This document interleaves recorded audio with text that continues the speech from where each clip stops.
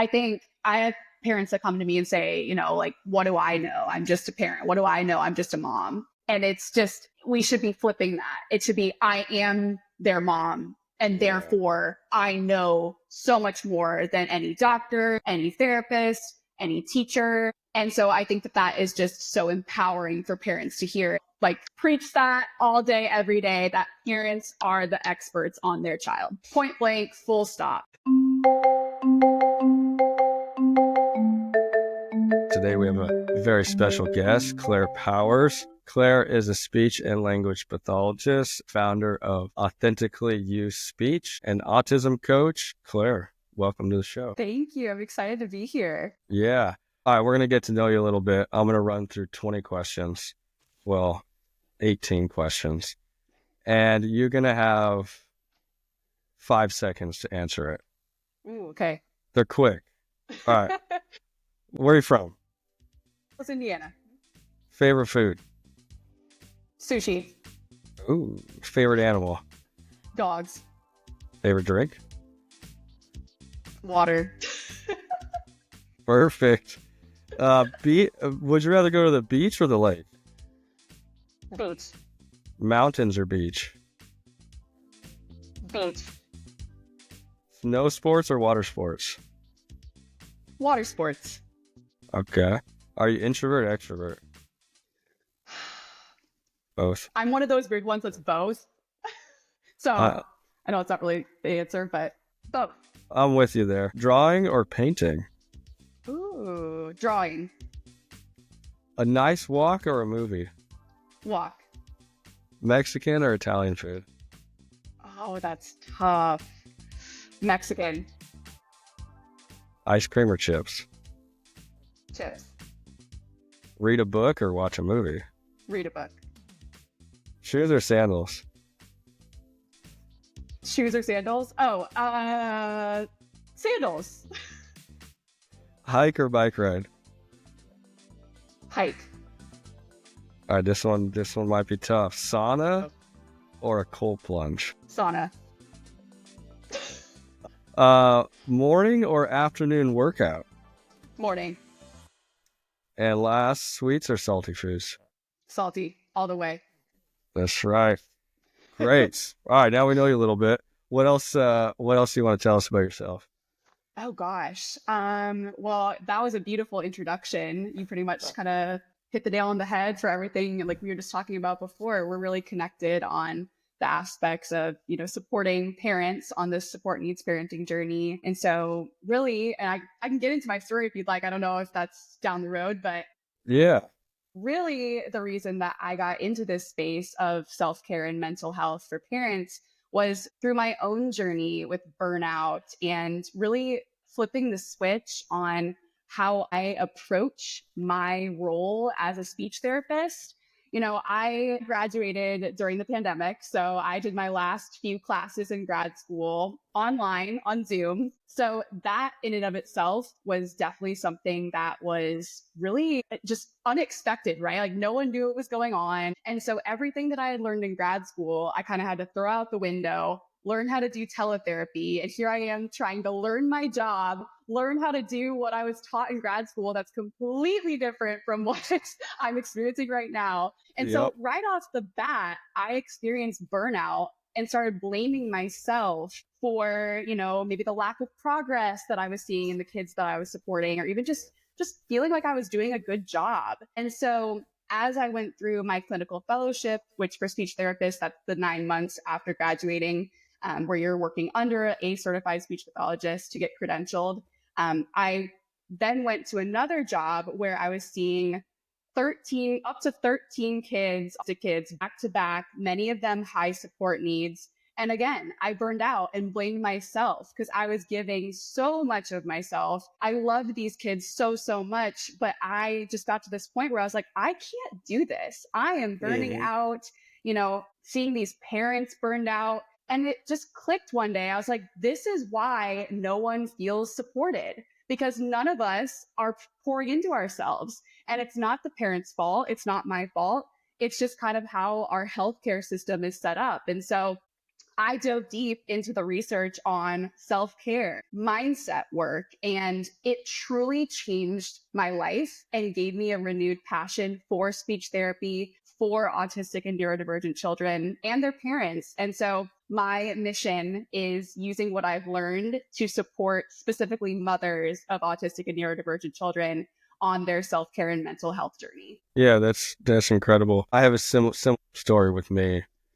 I unfortunately had to get out of the classroom just to, I moved to Idaho and they didn't pay very much. So I had to change a few things, but the UNspecial has always been on my mind. I mean, it's like 6 years ago I had this idea and it hasn't really started taking shape till the last 5 months. But I know burnout in special ed is huge, but that's an interesting point because someone asked me the question the other day, why do teachers burn out so much? And I didn't think of, well, they're not really taking care of themselves first. And then, how are they going to show up to the classroom?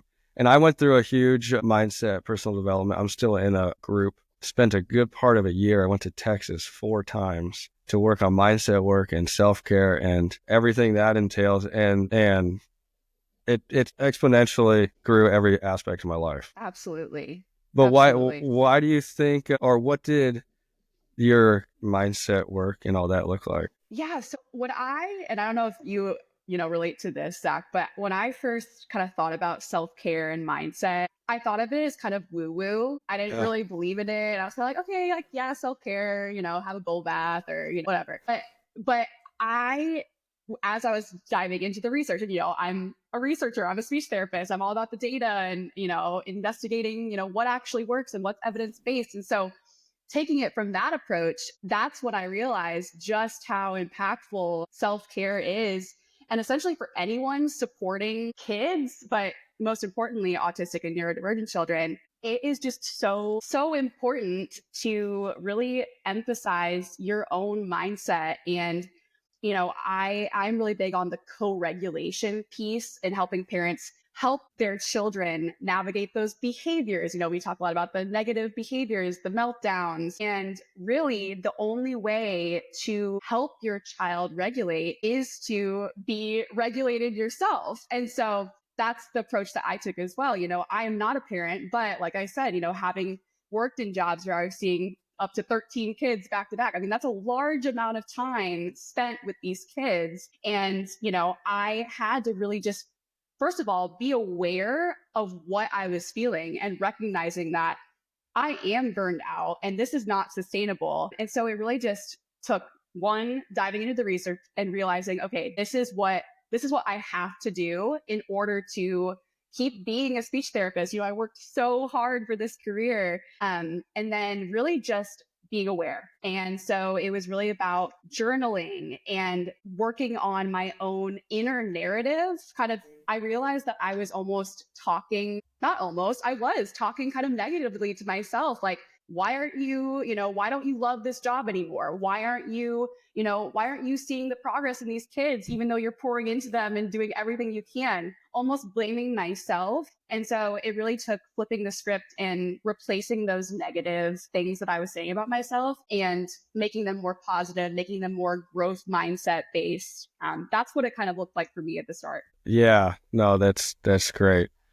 So self-care, let's break it down. I'm a huge fan and believer of you win the morning, you win the day. So Me like too. for me and my self-care, every morning at 5 a.m. I go to the gym. It's Love it. non-negotiable.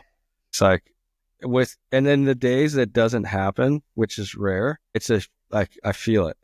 The day is like, Yep. it's not nowhere near as effective as the other days. I'd like probably you'll spell out as well, but if we can't show up 100% for ourselves, then we can't show up for anybody.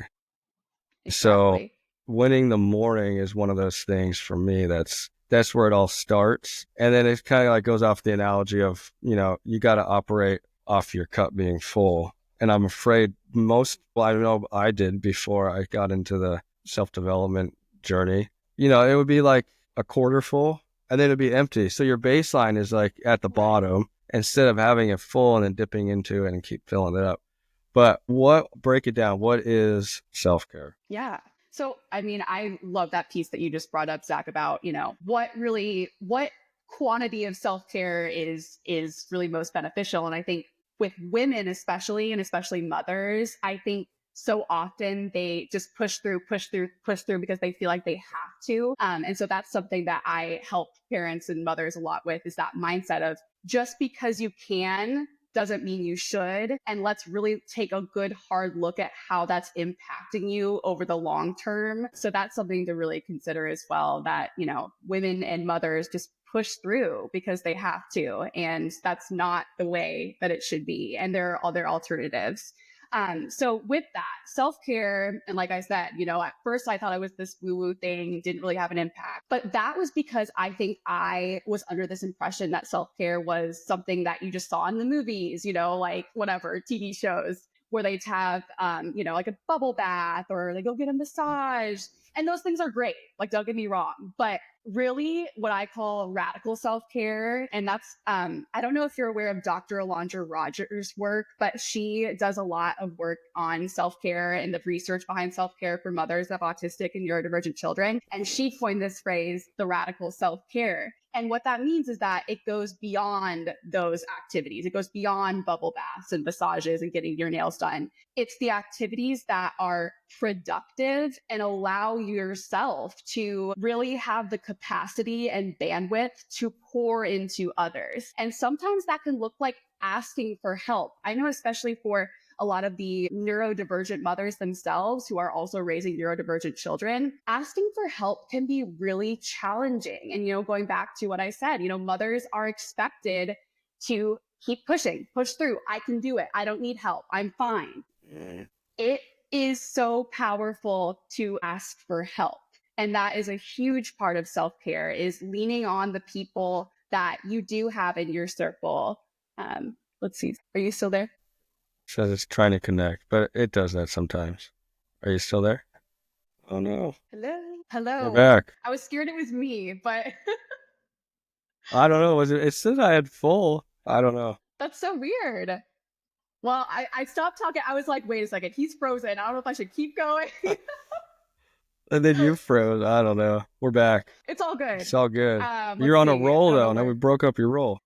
I know, that's okay. I think I was just finishing up the thought about self-care being asking for help and using your support system, whoever you have, whoever you trust, to, give you time. If you trust to have people in your trusted circle that you can, leave your kids with, that can give you time to go out for a walk. Even just little things like that can really add up. Yeah. I mean, asking for help is difficult for sure. Yes. But on the flip side, the ones that are willing to help, if we don't ask them, we're kind of robbing them of them being able to help and bless them in that way. Right. And I think too, so many people want to help. Mm-hmm. And it could be that they just don't know. Sometimes people just don't know exactly what your day-to-day looks like, what you're navigating, how to help you. And so I think that's something that parents could really think about, is just how can you ask for help by educating others about what you're going through, and just being open to maybe people that haven't even entered your life yet that might be able to help you, and in turn you help them. Yeah. What do you think? Do you think it's just human nature, or like why? What's the holdup? Yeah, I mean, speaking from my own experience, I am very independent, and I pride myself on always like, I can do it. I can get it done. Being an entrepreneur, I think if you're an entrepreneur, you also have that spirit of, I can do it myself. I can do everything. I'm wearing all the hats, but that really can be a detriment. You're so much stronger, and you can make more of an impact when you band together and ask for support when you need it. And so I think that it's just something that you kind of have to practice, especially if you're someone like me who is very independent and prides himself on being independent. Just be gentle with yourself, but try it. See how, one day per week, say, okay, today I'm going to ask someone for help with something that I'm going through. And then the more you do it, the easier it gets. Mm-hmm. Yeah. What would self-care not be? Well, and that's the thing too. I think self-care looks different for every person, right? And I think don't beat yourself up if your version of self-care looks very different from someone else's. There's no rules. There's no rules. And going back to what I said, the most important part is that self-care and radical self-care is something that adds to your life and allows you to pour into others. So whatever that looks like for you, do it and don't have any shame or any, drama about it. In terms of things that aren't self-care, I mean, I think flipping the script on what I said, it could be beating yourself up. Like, I know some people think like, like I should have done this, I should have done this, like the reflecting on things that way. So there's something to be said to reflect on how you're showing up in situations, but really be conscious of the inner narrative that I talked about, that language that you're using about the experiences that you've been through. I really do emphasize that self-reflection piece, but we want to make sure that it's with that growth mindset. Here's what happened. Here's what I did. Here's what I didn't do. How can I show up better next time when this situation presents itself again? Yeah, and the importance of getting clear and reflecting on those things. Like, what is your intent behind it? And right, within exactly. the intentionality. Because I know it could look like, they just go surf all the time, or they just go ride their bike all the time or whatnot. But with the intent behind it, it's like, I'm going out to recharge so that I can show up. So that it's just kind of switching the mindset in your head so that you don't feel bad. So the main challenge parents face, I know for moms, I mean, obviously I'm not a mom, but it's like just in their nature to always want to nurture and protect and be that one. So Totally. How do they fight through that challenge? Yeah, well, I think a big thing, a barrier that I have come across working with mothers is the guilt that mothers carry. I shouldn't be spending time on myself because my child needs so much from me.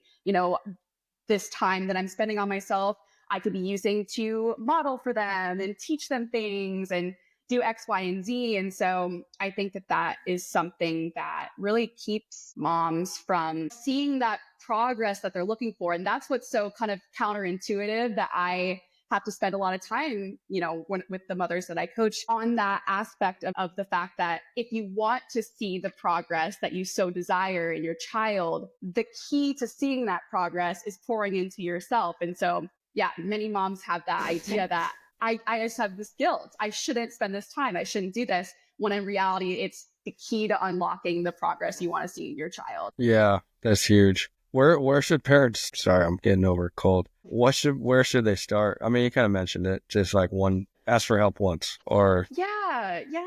I think the big thing too is just kind of what I said about the awareness, like even just being aware of how are you actually feeling in your day to day? Do you feel good when you wake up? Do you have heart pounding anxiety as soon as you wake up?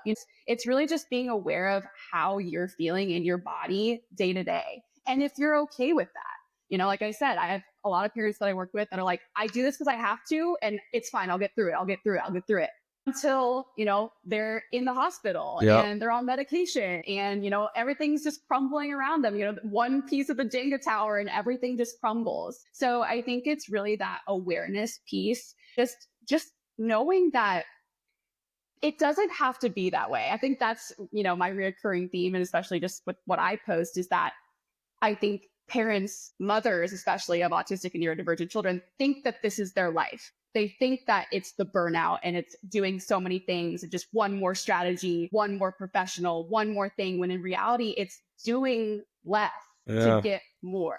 So that would be my. It's like that saying, like, well, it is what it is. But then it's the getting past that in your mindset, like, well, it doesn't have to be like that. No. So there can be little steps you can take to change the narrative, which is huge for some of the journeys of the families that have special needs kids. Absolutely. What about and another thing too, I would add on to that is the fact that this is a long-term relationship. So I think going back to this mindset that many parents have, that I'm fine, I can do it. This is years long, and depending on the needs of your child, it might be, even more, it might require even more of you as the years go on. Right. So I think it's also flipping that mindset of long-term thinking. So that's another thing that I really emphasize, is the long-term relationship aspect. Yeah. It's interesting. We're starting to film a course for parents to educate them on IEP meetings. Oh, that's great. So needed. Yeah, they don't know what they don't know. So It's Exactly. interesting for me being on the other side because I sat on the other side of the table and I was in Right. the school. So I know a few hacks that they need to know. But during the filming, I always come back to just to the phrase of like getting clear on what you want your outcome to be for your child, whether that Right. looks like taking a weekend away, a couple hours away, but ultimately, whatever you want and you're clear on it, it can happen. But I've found a lot of the times it's just kind of that limbo, like, I don't know what's going on. Right. Right. What about some successes? Let's hear some feel good stories. Yeah. Well, I mean, in terms of, my own story, I'll start with me personally. Yeah. I saved my career and I also opened myself up to the possibilities of other ways that I can use my gifts and my passions to help others. Now I can support people in, you know, all over the world. And I think that this message is just so, so important, especially now, just with everything going on in our world and in our country. And so yeah, I'd say I am my own success story. And then in terms of the moms that I help, oh my gosh, I have just seen such a positive difference in, I think of my one of my clients recently, Paige. She when she first started working with me we had calls like this, just video calls, and Mm-hmm. you could literally see the heaviness in her body and even just her facial expressions. You could just feel how much she was carrying. And after working together for several weeks, I could just see it starting to lift. And I know that that's not something that, especially as a speech therapist, that's not something that I was even in the place to observe. I wasn't even in the place to see, like, oh my gosh, these parents are carrying so much day-to-day decisions, thinking about the future, anxiety about what's going to happen when I'm gone. What's my child going to, do without me? All these things that they carry. And so once Paige really poured into herself and, with the accountability piece, I think that's what's so important about the programs that I provide is that we all know that we should be pouring into ourselves, right? This isn't anything new, Right. especially for mothers. It's so important, but sometimes it takes having someone in your corner rallying you on, pushing you to actually do it. Like, hey, did you do X, Y, and Z today? Remember that last call we had? Did you check in with that person? Did you ask them, if they could come watch your child on, Thursday? So it really is just impactful for me just to know that I'm having that effect, and it changes the entire family. For Paige, my client, she said that now her child is actually telling her when she needs to take a deep breath and take things slowly. And I'm like, this is amazing. Like, this goes beyond me. This goes beyond the parents that I help. This is changing the trajectory for their children for Yeah. generations to come. And to me, that's just so impactful. And I am just so proud of this work that we both are doing, Zach. I think it's so, so incredible and so impactful. Yeah, it's huge. What's it like to see the transformation? Like, Oh my gosh. what's It's this? just incredible. It's incredible. And I just feel it just all makes sense. I'm one of those people that believes that we have to go through things in order to unlock, I call it like the 2.0 version of yourself. Uh-huh. And so, looking back at the time, working these jobs where I was so, so passionate about them, but I was losing the passion at the same time. Now it all makes sense. And I feel like everything happens for a reason where now I'm able to help these parents, help these moms, help these kids. Your pain has a purpose. So whatever you're going through, it's helping you become the person that can help just one more person. I really believe in that as well. Especially, Zach, I'm sure you relate being on social media. Sometimes it can get a little discouraging if, you post something and it didn't really resonate and you're like, okay, well, only 10 people liked it. And it's like, if you can help one person Yeah. with your message, one person with your unique perspective, that is incredible. And that's your legacy. And so that's just Hmm. something that I've really enjoyed with the business that I have and with the work that I do. Yeah, that's amazing. I know a common phrase in my personal development, life coaching, business coaching group I'm in is pain is the path. And I have a shirt that says Exactly. pain is the path and people see it and they're like, what are you talking about? But it's like, Right. it really is because, I mean, like you, entrepreneur, the journey we go on to create and all that stuff. Like, if we're too comfortable, then something's wrong. I mean, Yep. comfortability is good, but if we want to grow Right. and keep going, then you got to be uncomfortable. So sometimes it's painful. Exactly. Exactly. And that's my thing too, kind of viewing that in the terms of a support needs parent, a parent caring for an autistic or neurodivergent child. I think that's also my message is that there there's a reason. There's a reason that, you do have a child that requires more of you. And so I think my message is that parents can use this journey, the support needs parenting journey, as their ultimate personal development opportunity. And so instead of, just like we said, this is like the worst thing ever. Everything's so hard. Yes, but it's also creating a new version of yourself. And it's also helping you help your child in the process become who they were meant to be. Right. Yeah. What are some like practical ways to practice self-care? Like what do you do? Yeah. Yeah. So I really, like we were talking about, morning routine, having a gym, whatever workout routine is so, so important to me. I think just any type of physical activity. I love going for walks with my dog in the park. I think being in nature does something for me. I really love to go on silent walks. I know in the past, I always needed something. I needed to hear, a podcast or music. Now I'm really practicing the habit of going on completely silent walks. Ooh. And I have found that allows me to observe so much, not only in my environment and things that I never noticed before, but even just thoughts that come to your mind. I mean, I feel like day to day, my mind is just so busy. I'm always thinking of something. It's not very quiet in here. So I think just going for a walk, tuning out really allows me to reflect and pick up on those things that might be in my subconscious that I'm working through. So yeah, I really love physical activity and being outside, going for a walk. Those are my top activities for self-care for sure. Yeah. I imagine I'm going to try that. That's got to be difficult. It's a discipline that you have to grow for sure. Yes. Well, I mean, for me personally, I think the silent walk, I still get sick. You're seeing things in your environment. So it's a little stimulating. What's been really hard for me is getting into meditation and just being completely silent, sitting in a chair like this. It is such a struggle. Such a struggle. I bet I last like 5 seconds. I could build it awful. up. Yeah. How long do you do for? And, well, that's the thing. I'm trying to work up to 30 minutes. Oh. I will say I haven't been successful thus far. I'll say I've made it 15 minutes. I will say also, if you try this, it will make you realize how addicted to your phone you are. Because I found myself being like, oh my gosh, she texted me. Or like the classic phantom Apple Watch notification. It's horrible. I think it's a really good muscle to flex, but it is very difficult. Yeah. It's hard to be silent. Totally.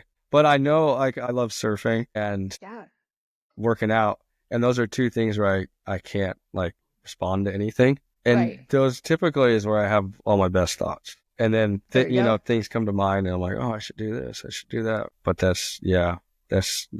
That's good. All right, let's zoom out a little bit. When did you get into, you started as a SLP, speech and language? Yep. Yes. I started. So I graduated from grad school in 2020. And then worked in a couple different settings, started my private practice in October of 2022. And then did that for the last couple of years. I loved it. Did you start in a school? So I did not. So my clinical fellowship, I did a variety of different settings. I mostly did clinic and home health and a little bit of schools. And then I went to full clinic. And then for my private practice, I started out just doing in-home and then teletherapy. And then the last, 2 years, I did school contracts as well. So I've really done a little bit of everything. Yeah. Which made me realize how schools are just not designed for autistic and neurodivergent children. That's all I'm going to say. Yeah, well, I'm with you. We could go on and on about that, but that's a topic for another day. Well, real quick on that, my first 2 years teaching, I was in an autism only program. It was high school, nonverbal, violent. And I would say behavior was kind of my jam. I loved it. The violence, I thrived on it. I don't know why. I was so curious with everything and how every little thing played into the whole picture. But I was always puzzled on that. You would get 6 violent students in a room and they would expect for a lot of change. Like they're all mirroring each other. Like it's Exactly. just, yeah. So Exactly. we could go on forever about that. Yeah, I actually would love to dive into that at some point. But yeah, so a lot of different settings. And then, yeah, I just got to the point, well, honestly, I loved making the decisions in my own private practice and giving the kind of therapy that I knew that these kids needed. It wasn't a cookie cutter. It wasn't sitting at a table. It was play and, getting parents involved. And I think that really opened up my thoughts around, okay, these parents need help. They need more than just a 30-minute therapy session with their child. Yeah. Okay, 5 minutes at the end, here's what you can do at home. Like, we need to take so many more steps back before we're even in a place where they're ready and regulated enough themselves to practice these skills at home. I always say, like, a child has to be regulated in order to learn. So if their parent isn't regulated, how do we expect the child to be regulated? And I think something too that parents don't really realize is that dysregulation can look like, it's easy sometimes to kind of push it down. Like, Yeah. as adults, you're not having tantrums or anything, but you don't realize that you're dysregulated from the moment you get the diagnosis, hearing that your child is autistic. That can cause extreme dysregulation. That can cause, if you see a parent or hear a parent tell you, like, okay, why aren't you disciplining your child in this way? You should do this. You start questioning yourself as a parent. And, you come into this, you didn't expect to have a child with support needs. Right. So right off the bat, you're like, oh my gosh, this wasn't what I was expecting. What the heck do I do? That is dysregulation. Yeah. So again, coming back to the awareness piece is you might be in constant dysregulation and not even really be aware of it because that's your normal. Right. And there could be so much more on the other side with the awareness. Yes. Yeah. That's good. And so, all right, let's get into some of the work you're doing now. So you have Authentically You Speech. You're an autism parent coach. You have Surviving to Thriving, and you coined the confident communicator method. Yes. That's all right. Tell us about Authentically You Speech, or whatever order you want to describe all that. No, so kind of going along with my trajectory, my path to getting where I am now. So really the whole purpose and message behind Authentically You Speech is that I believe in a world where people can be their authentic selves. And most importantly, for autistic and neurodivergent people, and mostly children, that's who I support, I believe that belief starts at home. And so I think that parents have such a crucial role in supporting the mental health of their children, in believing that they're worthy, believing that their brain isn't broken, it's just different, and that's okay. So that's really the whole point of Authentically You, is that you can be yourself with me. You can be yourself with your parents. You can show people that this is how you experience the world, and this is what you need to be successful. And so with that, I started realizing, like, okay, how do we actually make this happen though? Like, how do we show parents that they can be the ones to improve their child's mental health? And so I really combined all of these findings, all of these revelations into a method that I have developed called the Confident Communicator Method, which starts with the prioritization of the parent and their mental health self-care mindset so that they can learn strategies, implement the tactical strategies at home, communication, regulation, to help them with those behaviors and increase their communication. And then really just building a community around that of other parents who are kind of having their aha moment, like, oh my gosh, in order to see the progress that I want my child to make, I have to pour into myself. So I have to do this for myself so that my child can thrive. Yeah. So that is the Confident Communicator Method. And that's the coaching program that I offer. And then I also offer Surviving to Thriving, which is really just that first step. So it's a self-paced course. There's also a community involved with that. So that's for anyone that just kind of wants to get their feet wet. They know that they're starting to head towards burnout, or they're already deep in burnout. Maybe they are just trying to even understand what self-care is and how they could actually implement it. It really just walks you through that whole part of it. What self-care is, how you can practice more of it, even when you have literally zero time, and the benefit of pouring into yourself so that you could connect more deeply with your autistic and neurodivergent child. Awesome. What's an autism parent coach? Yeah, I think a lot of people are like, what is that? I've never heard I'm of like, that. well, I need to be one of those. So essentially, I like to view autism parent coaching as the professional in your corner. Okay. It's that person that really is knowledgeable about autism, about the evidence based strategies. And, that's something too, I think is really cool is that people from all different professions can kind of channel what they know best into a coaching model, which is the autism parent coach. So, I know people that come from OT backgrounds, so occupational therapy, ABA, speech therapy. You can kind of channel what you do best in order to support the parent on their support needs journey. So I always say parents don't get a guidebook as soon as their child is No. diagnosed. It's literally just like, here's a list of therapies and here's something you should consider and we'll see you in the next, whatever. Right. It's like, okay, what's like, why don't we have someone that's there like, hey, you just got a diagnosis. How are you? Yeah. How are you doing? Yeah. Are you okay?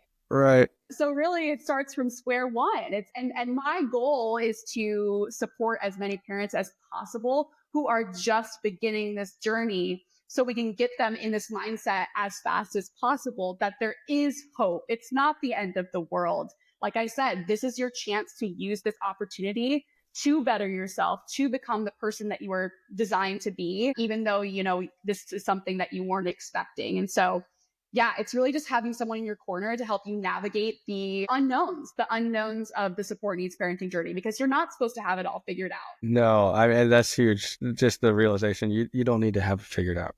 So No. just like early intervention for their child, it's early Yes. intervention for the parent is equally as Yes. important. Because I You know, got it. I mean, talking to some of the parents in our community and just through my teaching days, getting that news is early on. And I love hearing people's journey and their stories. Because I like hearing the ins and outs of, when did you find out? What were you seeing? And Right. it's so fascinating. But yeah, it's like you're blindsided. And if you've never been around the community at all, you really have no clue Yes. on Absolutely. what's going to happen. Absolutely. What about, I know you're specifically work with moms. And divorce rate in families is super high, higher than just other families. But do you hear anything from the dads, or now we're going to get all philosophical? No, it's actually funny you mentioned that because so yes, my client is a mom, is a mother of an autistic or neurodivergent child. Yeah. But it's so funny. I'll get comments from dads that are like, what about the dads? Are dads not allowed to have this training? I'm like, Yeah. no, of course. Like, this is for everyone. It just so happens that, I specifically work with mothers. Right. But no, oh my gosh. If there's going back to the self-care piece, having a support system, having a supportive spouse, oh my gosh, that's incredible. And so many moms that I work with don't have that. They don't have a supportive spouse. So, oh my gosh, absolutely. I think that we should be, praising and valuing the spouse, in the relationship. Because like you said, the divorce rate is high. It's again, the day-to-day thoughts that go through your head, the anxiety, the fear. That is when you're in a relationship with someone, if you're constantly having those fears and doubts, and it adds up and that impacts the relationship significantly. Yeah. Absolutely. I encourage dads to really be involved, and they do have a role. Really, the reason that I emphasize moms most importantly is because they usually are the go-to parent for their child. They're the ones that the child goes to for co-regulation. Just in my experience, that's, the mom is the go-to parent. But obviously, dads are so important. And sometimes it's the opposite. Sometimes it's a single dad going through this. And so it's like, I need to learn how to co-regulate too. And so yeah, dads are super important. We love support needs dads. Maybe I could adapt some of it geared towards dads. We can go. It's know. untapped. We need more support for dads. So. Yeah. I know it's interesting when I ask this question with some of our other podcast guests. It always seems like the mom, maybe they go through a little bit of a denial phase when they hear the news or something's going on. But then immediately they just get to work. They start researching, start figuring out what's going on, how they're going to the diet, everything. And then it seems like the dad is the question that goes through our head, which it goes through my head with my kids, is like, what are they going to become? And so it's kind of like two opposite sides, but through all these conversations, it always comes back to being on the same team, communication. Exactly. And maybe, there's going to be a lot of disagreements, as with anything, but Sure. coming together and just really emphasizing that communication piece. Absolutely. And Absolutely. yeah, well, that's great. Well, I told you we were going to go out of order here, but That's okay. what I is, love it. what's something you would like all parents to know? That they're so powerful, more than they even realize. I think I have parents that come to me and say, like, what do I know? I'm just a parent. What do I know? I'm just a mom. And it's just, we should be flipping that. It should be, I am their mom. And Yeah. therefore, I know so much more than any doctor, any therapist, any teacher. And so I think that is just so empowering for parents to hear. Like, preach that all day, every day, that parents are the experts on their child. Yes. Point blank, full stop. That's going to be the name of our IEP course. I love it. You are the expert. Yes. Not everybody on the other Literally. side of the table. It's just like when you go to the doctor and they try, you tell them what's going on with your kid or something, and they're like this, but you're like, no, this is happening. And then they try and tell you, but you're the mom, you're the dad, and so to bring that expertise into the room is like, I mean, I get it. Those meetings are intimidating. It kind of feels like the ones I was in, there's like 10 experts in the room. Right. And then there's one parent. So they feel they're outnumbered. But essentially, one of the hacks is they are the expert. They have the power. And as much as you want to fight, ultimately, you're going to get what you want. Right. And I agree. And I always tell parents, the goal for everyone at that IEP table should be, how can we have this child be as successful as possible? So everyone should be on the same team. And so I think that parents sometimes think like, oh, I'm not even in school. Like they know what's best for him. They know what classes he needs to take. They know what supports he needs. It's like, okay, but you also have all this information from what's going on at home. And as we know, with autistic kids, there's a big amount of time where they might be masking at school. And so the school team isn't seeing what's going on at home. They're not seeing the meltdowns, the behaviors, the school refusal. And so, yeah, I agree. I think parents just have such a huge role. And I think that not enough parents know that. They think that there's just kind of a passive observer. They say, yes, sounds great. They don't think to question because they don't even know that they can. So I'm on a mission, I think you are too, to really just give parents that empowering role that they have. Yeah. Well, it's super amazing to know that there's others. I know when I started UNspecial, I'm like, I wasn't really on social media at all, but I was like, I don't even think there's anything out there. Like, why is nobody talking about the parents? They need some support and help. And I, like you said, oh no, just trying to connect. I would always ask parents at the IEP meetings, like, how are you doing? And it would always end up being, hello. Sorry, I don't know. I know, like, man, they're like the crucial part. All right, it's recording. I don't know where we were. Whatever. Where can people find you? Yeah, I live on Instagram. So at Authentically Used Speech, I have my course, Surviving to Thriving there. Like I said, that's my intro course. You can just jump in there and really just start seeing some wins today.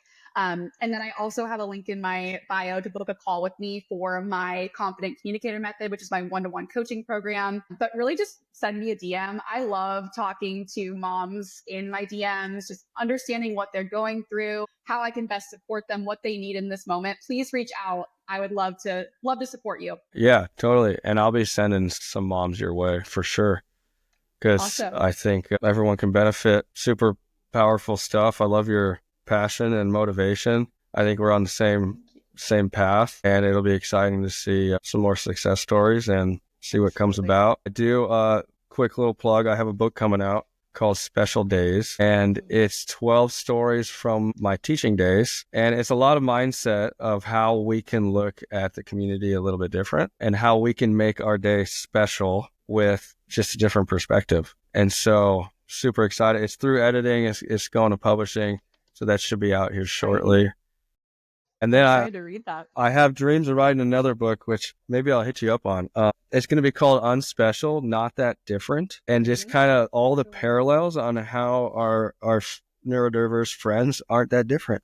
And I think it'll be a powerful thing for parents to see, and it just kind of brings some normality around this, and super exciting. I love that. I I love love, that. That also sparks something in my mind. I believe that we will get to a point where being neurodivergent will just be like, oh, like yeah, you're a teacher? Oh, cool. You're ADHD? Oh, awesome. Like right. it's just gonna be a normal part of our existence. And Hmm.